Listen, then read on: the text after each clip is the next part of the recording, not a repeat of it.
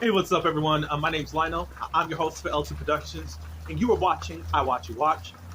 We are covering Love and Marriage, Huntsville. Love and Marriage Huntsville, Season 5. I believe that this is episode 34, or maybe 33, whatever it is. It's Reunion, Part 2. As you can see, it is rainy and also cold. I don't usually wear my hoodie as far as putting the hood on, but please just bear with me during this time. But I do appreciate everyone for coming to my channel. Please like this video. Also share it. You can subscribe to my channel if you are not already. Welcome back to my subscribers. And you can leave your comments below. All right. So we start off where we ended. And it was the whole Kiki and Tisha type of situation. Kiki was just outed in regards to her and her husband have cheated on each other a lot of times. And why Tisha is bringing this out is that how Kiki wants to say that Tisha's dumb and an idiot. It's like, well, you've been dumb. And that's her response. Like, well, he's been cheating on you. You've been cheating on each other. You got married to this guy. So why are you in my face as if you're any better or your situation is any better than what mine is? I can't just not stand that. As much as I root for Kiki, you flopped this season, ma'am. You flopped. I'm sorry. They were cheating on each other. How Tisha tried to bring it out and how the cast actually thought of what she was saying is that Kiki was paying for another girl to date Amin. It wasn't the case. What happened was Kiki and Amin were first talking. They were supposed to go on a date or something. But earlier in the day, Amin asked for some money. She gave it to him, and he went on a date with someone else with that money. Kiki responded, yeah. When I found out about it, I went to that restaurant and really acted a monkey. I was like, and then they was like, you trying to make it seem like she hired somebody to go out with your husband or whatever. Mr. Carlos. Oh, before then, Tisha pulls out, because I think Marcel is trying to really stop his wife from just going so low and all this good stuff. But at this point, everything is off limits, and we're just going to go there. Especially at how you want to paint me. I'm going to paint you with the same paint that you got from me, from Ace Hardwood store. And I'm sorry, I have to just support that and stand there. Y'all can get mad at me or whatever. I did not want to defend Scott's 1.0, but here we are. Tisha says the reason that I was not talking to Kiki is because of how much she was really trying to get into the business of this supposed affair that Marcel was doing. She caught wind, I guess, Kiki's conversation with the dude and the other conversation with the dude. When she found out that Kiki was lying to her, that's when she said, okay, I can't trust you and I'm really done with you. I don't know what's true. I don't know what is what, because to be honest, I think that Kiki's lying, Marcel is lying, and Tisha is lying about specific things. What is the truth? I don't know. Because they're all trying to come out of this angelic, but it can't be the case. Y'all all been doing stuff to each other for years. And that's the crazy part. We're getting like the abridged version of what's happening, and it's hard for us to judge. We want to root for Kiki, A, because a lot of us don't like the Scotts anyway, and because of her own personal problems. But it don't look good for you. So Kiki, Carlos does ask, you have a stern stance on why you think that Tisha is dumb and an idiot. What is that? I believe it. Kiki says, how is it? She starts talking to Tisha. There has to be a reason as to why I'm acting out the way that I am all of a sudden if I have not been this way before. But Kiki, you were like that as soon as you got on the show. And I think you need to take some reflective notes inside of you to find out what's really going on with you, because something ain't right. You got on this show and your main objective is to expose your cousin. Carlos asked one side of the couch, which was not the Scott side, the Scott's 1.0 side. Do you think that Kiki was high when she came to that barbecue? Oh, wait, before we get there, Carlos actually says that, the cast and the crew, y'all, have witnessed some erratic behavior from you at times. And also, they thought it was kind of off in regards to when you did react the way that you did. Tisha knows that when I'm ignored, I'm triggered. Are we too? Are we too? You were ignored and you went the total distance to assaulting your cousin. That it don't add up, Kiki, as to why you did what you did, as to what you're trying to say, why you did what you did. And I think it's just time to admit that you wanted to be on TV, and you using your cousins for your own benefit. Sorry. So,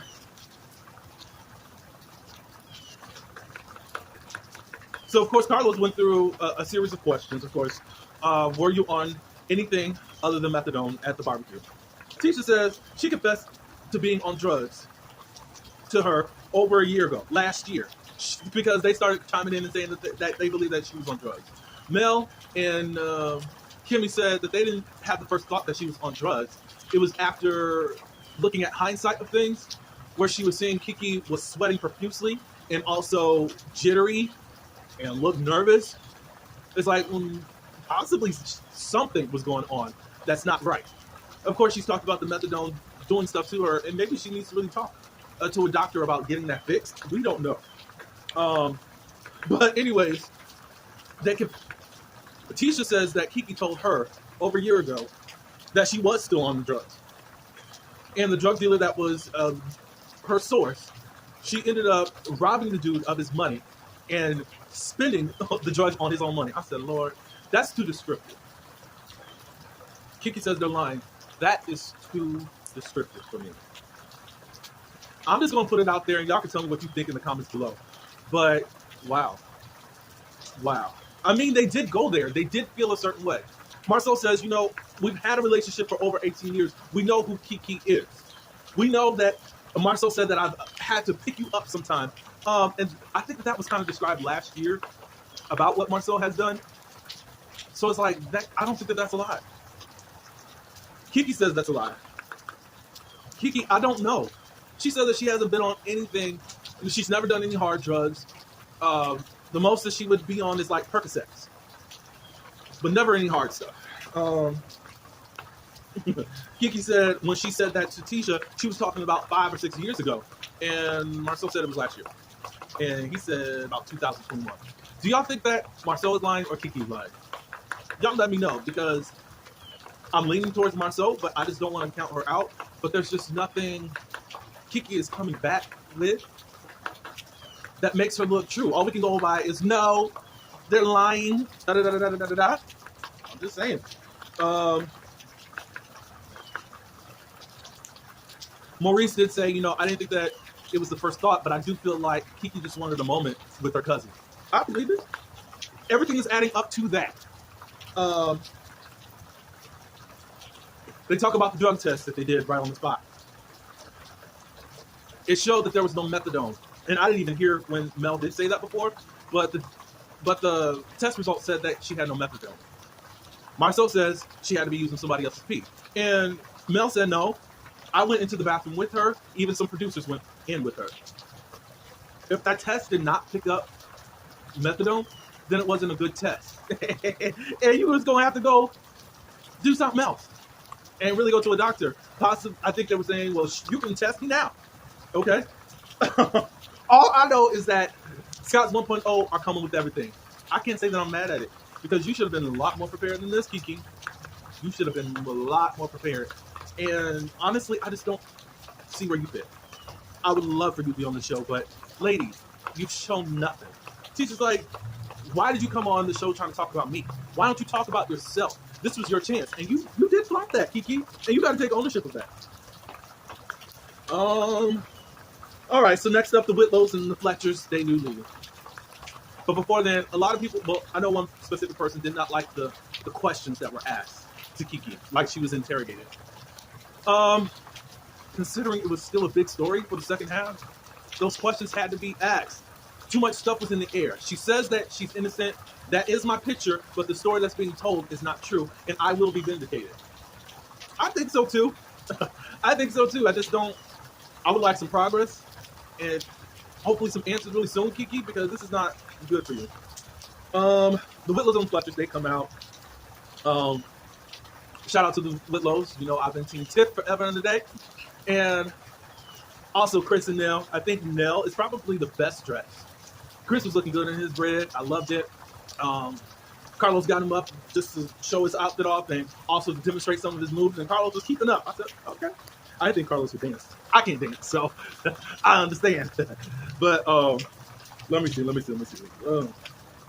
Somehow they got on to Martell and stuff because they started talking about Tiffany and the question she was asking. Are you together with Shrek? I said, no, we were never together. We were friends.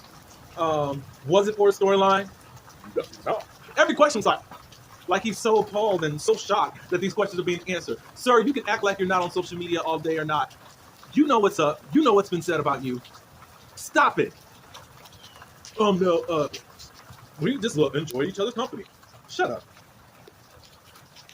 Okay, so they get back to Tiffany and the lining of questioning that was asked, and Tiffany said, are you offended that you've been called a Karen? And she said, yes. You know, I do know that I'm biracial, and it looks like you guys want to respond to the white part of me. I'm not white, and all this good stuff, blah, blah, blah, blah. Marcel chimes in and all that, you know, I did call you a Karen in regards to that. And then they asked, well, what's the definition of a Karen? Lewis asked. And he said, basically, someone that's trying to push their own opinion onto another person. And they said, well, that's you. You're a Karen by your own definition.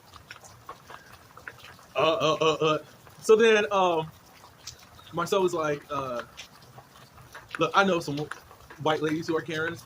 I don't know. I think I know some black people that are Karens, and then some mixed people that were Karens and something to that nature. Do y'all believe that Tiffany was a Karen? Because if she was a Karen, then Stormy was a Karen too. Y'all gotta face the truth and stop looking at her skin tone, acting like she's something else. I don't believe it. Martell, are you dating now? No, I'm not dating. I'm refocusing on myself. Lies that you tell. He said that he does not want to be in a relationship right now. Lord. Do you still have feelings for Mel? Oh, no. And then Miss Nell said, yes, you did. You confessed it when we were talking about the name change. You said that you had feelings for her. And Mel said, you say the same things that Nell is saying right now to me. He keeps saying that because he's still caught up and hung up on Mel and wants things to be the same. And I think it's more, even if it's not for relationship-wise, he wants that status of being the good guy. If she goes back to him, then it's like everything that he's done has been erased. I ain't crazy. Towards that man. The name change he had a problem with. You know, he said that he could see her changing it if she got remarried, but it's like, why is she doing this now? It's like a diss towards me, da-da-da-da. But it had nothing to do with you, Martell. It's about her own peace and happiness, and you'll never understand it because you are the toxic degenerate that lives in Huntsville, Alabama. Are you in relationship? They don't say her name, but I'm going to say it. Ariane. No. Then Marcel says, does she think you're in relationship with her? Marcel was on it on some of these questions. And Mel saying that you're lying. And then they get in on how Carlos asked, how were you hurt, or are you hurt that this woman, aka Ariane, is around your children? No, I'm more aware and alarmed because this woman only has negative things to say about me. She's around my children, and has did everything that she could to try to destroy this marriage. So then Martell was like, well, you had 11 babysitters around my children. What about the negative impact? Sir, this defense is so whack and weak. You are so crazy, dude. They get into the argument, and it's back to really season 3 of their arguing. They have not grown an inch since season 3. Mel does admit that Sheree and Martell were a business couple. It was a business relationship, and he admitted it on the stand. And then, you're such an effing liar. I'm going to get the paperwork right now. He walks off stage, huffing and puffing like the 5 and 6-year-old. Clown. Mel says that Martell was sending all these transcripts to bloggers. I said, what the crap? So there's been an agenda against putting out this narrative about Mel that Martell has been trying to do for a very long time. And it's quite crazy. Well, why are you lying? Why are you lying? They're going back and forth, blah, blah, blah, blah, blah. And then she ended up saying, and that's why I beat your ass that one time. Mel, I know a lot of people are going up for that. If Martell had said that, as he did say, if a man said that, it would be a whole different story, which is true. And I think that they have fought cats and dogs. I really do. I don't know how much physically, but I'm sure it's not the first physical altercation. So by that kind of, it could possibly eradicate that Martell would have been beating on Mel. Possibly. But of course, she's never admitted to being beat on by him. She was proud of that. So I'm like, I don't know, Mel, if you should have said it like that. Your fans are going to like that. But I don't know about that. All right, so we move back to Tiffany with the postpartum depression. Lewis, where were you at during this time? He said that he was doing his coaching on the road for a month. When he came back, he knew that something was wrong. Tiffany never imagined that she would be that type of person to go through postpartum depression. And after sharing her story, she didn't realize how many women actually go through it or have gone through it. Lewis felt like Tiffany was in denial of it, but of course he noticed some changes in her. And he actually just stepped aside because he knew that something wasn't right. So at this point, she's not ready to come back. But as I said it yesterday, it is rare for what happened, what Carlos did. Carlos said, whenever you're ready, you want to come back, you have an open invitation. That is rare. You can tell me how many reality shows let you do that. She gets a good send-off. Marceau and Marceau says, we want you back. They actually like them. Why y'all don't like them?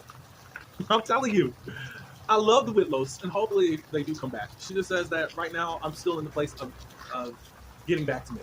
And I'm glad that she chose not to do that and to not go on with reality TV and actually get herself together instead of morphing into a person that you see a lot of these reality stars have morphed themselves into.